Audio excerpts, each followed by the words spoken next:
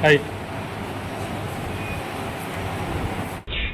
स्वागत है आप सभी का टीवी 24 एक्सप्रेस बिहार पर और मैं हूं आपके साथ सपना ठाकुर। नजर डालेंगे इस वक्त की खास खबर पर। नाबालिग के साथ दुष्कर्म कर हत्या करने वाले आरोपी को पुलिस ने गिरफ्तार किया। अब देखें टीवी 24 एक्सप्रेस कर बिहार के कटिहार से, जहाँ कटिहार में आजमनगर थाना क्षेत्र के सिसिया पूरब टोल में मक्के के खेत में एक नाबालिग का शव 6 मार्च 2025 को बरामद हुआ था। प्रथम दृष्टया से यह मामला दुष्कर्म के बाद हत्या का लग रहा था, जब मृतक की मां के द्वारा मामला को आजमनगर थाना में मामला दर्ज करवाया गया। जब घटना के बाद कटिहार एसपी के निर्देश पर एक स्पेशल टीम का गठन किया गया, जिसके बाद पुलिस लगातार इस मामले में तफ्तीश कर रही थी और आरोपी की तलाश में जगह जगह छापामारी भी कर रही थी। अनुसंधान के दौरान पुलिस को सूचना मिली कि आरोपी बारसोई स्टेशन पर कहीं छिपा हुआ है और बाहर भागने की फिराक में है। वहीं कटिहार पुलिस ने तत्काल छापामारी का आरोपी गुलाम हुसैन नैयर को गिरफ्तार कर लिया। आरोपी ने घटना के बाद भी कबूल किया कि आरोपी गुलाम हुसैन नाबालिग मृतका का सौतेला मौसेरा भाई है।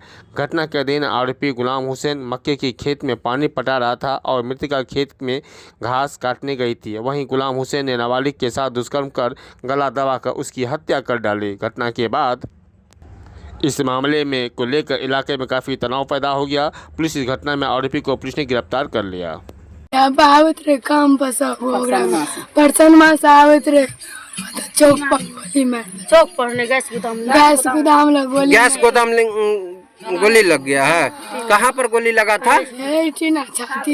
छाती पर। कितना उम्र होगा उनका? 45 साल। से काम क्या का आबत रहे, गैस गोदाम ला गोली मार दल के 3 गोरा रहे। तीन आदमी मिलकर मारा है उसको। 3 आदमी। क्या नाम है मृतक का?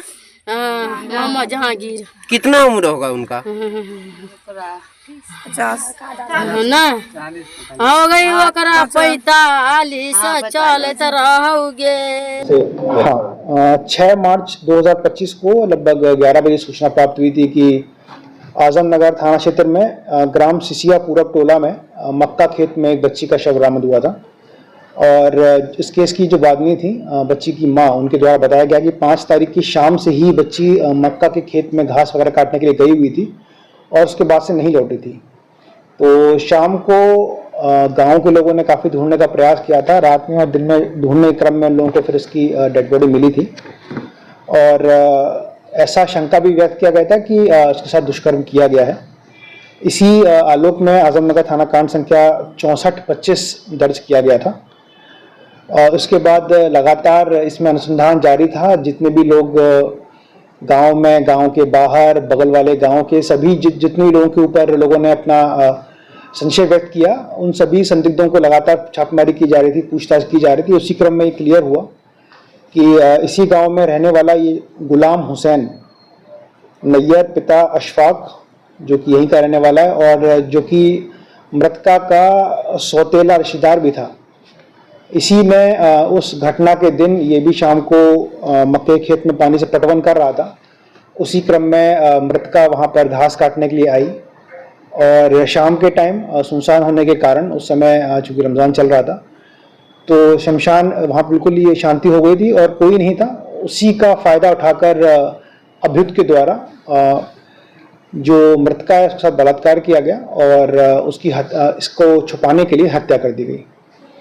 इन्फॉर्मेशन लेने के बाद फिर हम लोगों ने लगातार रेड्स करना शुरू किया। हमको जानकारी मिली कि ये बारसोई स्टेशन के पास आया हुआ है वापस में, तो बारसोई स्टेशन से गिरफ्तार किया गया है। और इसका आपराधिक इतिहास सच तो नहीं है, चूँकि कोई क्राइम इसके केस रजिस्टर्ड नहीं है, बट गांव वालों के हिसाब से बताया गया कि पहले भी इस तरीके के अनैतिक घटना में इन्वॉल्व रहा है जिसमें जानवर वगैरह था। बट इसको लेकर कोई कॉन्क्रीट चूँकि ना केस किया गया है, तो ये हमारे इन्वेस्टिगेशन का क्रम में अभी क्लियर होगा कि उस समय क्या हुआ था क्या नहीं हुआ था। बट इसका थोड़ी टेंडेंसी पहले से रही है और उसी क्रम में इसके द्वारा इस घटना को अंजाम दिया गया। और इसकी गिरफ्तारी के बाद अब पुलिस का जो गांव में कॉन्फिडेंस था वो इम्प्रूव होगा।